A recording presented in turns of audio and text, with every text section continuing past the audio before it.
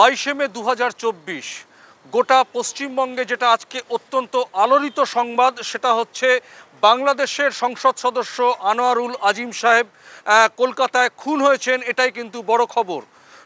প্রথমেই বলে রাখা দরকার, তিনি গত 12ই মে কলকাতায় এসেছিলেন চিকিৎসার কারণে। দর্শনা গেদে যে বর্ডার আছে, রেলপথে তিনি কলকাতায় ঢোকেন।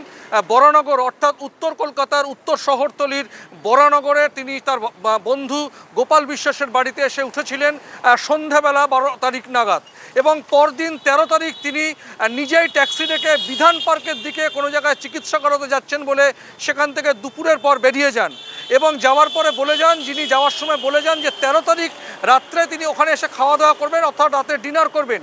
শেষ পর্যন্ত তিনি রাতের দিকে ফোন করে জানায় তিনি জরুরি কাজে দিল্লি চলে যাচ্ছেন, তিনি এই মুহূর্তে আর ফিরতে পারবেন না, দিল্লিতে পৌঁছে তিনি ফোন করবেন। তার সঙ্গে ভিভিআইপিরা রয়েছে, তার সঙ্গে কথা বলার দরকার নেই, তিনি পরবর্তীতে যোগাযোগ করবেন। কিন্তু গোপাল বিশ্বাসের সঙ্গে তার 14 তারিখ 15 তারিখ শেষ কথা হয়, এবং বাংলাদেশের যিনি এমপি আনোয়ারুল আজিম সাহেব, তার প্রাইভেট সেক্রেটারির সঙ্গে তার একবার দুবার কথা হয়েছে। 15 তারিখে বিকেলের পর থেকে তার সঙ্গে আর কোনো যোগাযোগ হয় না। তার মেয়ে বাংলাদেশ থেকে গোপাল বিশ্বাসকে ফোন করে জানায় তার ফোনের সুইচ অফ পাওয়া যাচ্ছে। এরপরই কিন্তু গোপাল বিশ্বাস বরানগরে তার বাড়ি, সেই বরানগর থানায় গিয়ে তিনি একটি জেনারেল ডায়েরি করেন। সেটি ব্যারাকপুর কমিশনারেটের আন্ডারে। ব্যারাকপুর কমিশনারেটের যে পুলিশ কমিশনার তিনি জানিয়েছিলেন যে তদন্তের স্বার্থে তারা খোলসা করে কিছু না বললেই তদন্ত, কিন্তু তারা এই ব্যাপারে তদন্ত শুরু করে দিয়েছেন।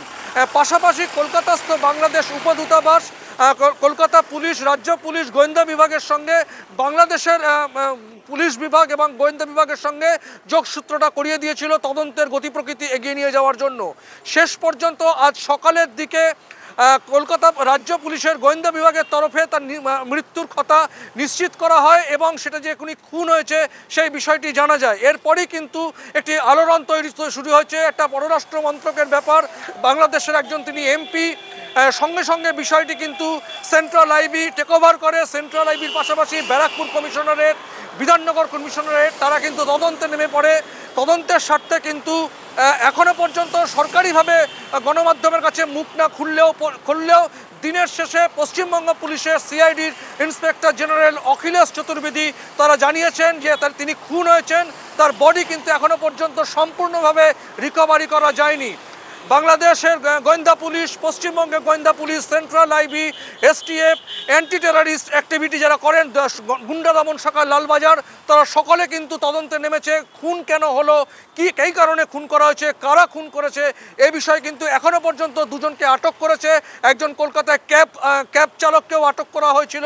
তিনি 13 তারিখ সকালে যে চিকিৎসা করাতে গেছিলেন যে গাড়িতে, তিনি জানিয়েছেন তার সঙ্গে আরও পথে দুজন পুরুষ 2জন মহিলা উঠেছিল। সেই ক্যাব চালককে জেরা করে পাওয়া গেছে। ইতিমধ্যে আমরা যেটা জানতে পেরেছি, বাংলাদেশেও কিন্তু 3 জন এ ব্যাপারে গ্রেপ্তার হয়েছে। কিন্তু Akhilesh Chaturvedi inspector general CID যেটা জানিয়েছেন যে রাজ্য পুলিশ প্রশাসনের তরফ থেকে কিন্তু তার মৃত্যুর কিনারা করার জন্য এই দায়িত্বভার, তদন্তের দায়িত্বভার কিন্তু সিআইডি নিয়েছে। তদন্তের গতি প্রকৃতি কোন দিকে যায় আমরা কিন্তু নজর রাখবো। এই মুহূর্তে কলকাতা থেকে পরমাশিস ঘোষ রায়, RTV ইন্টারন্যাশনাল, কলকাতা।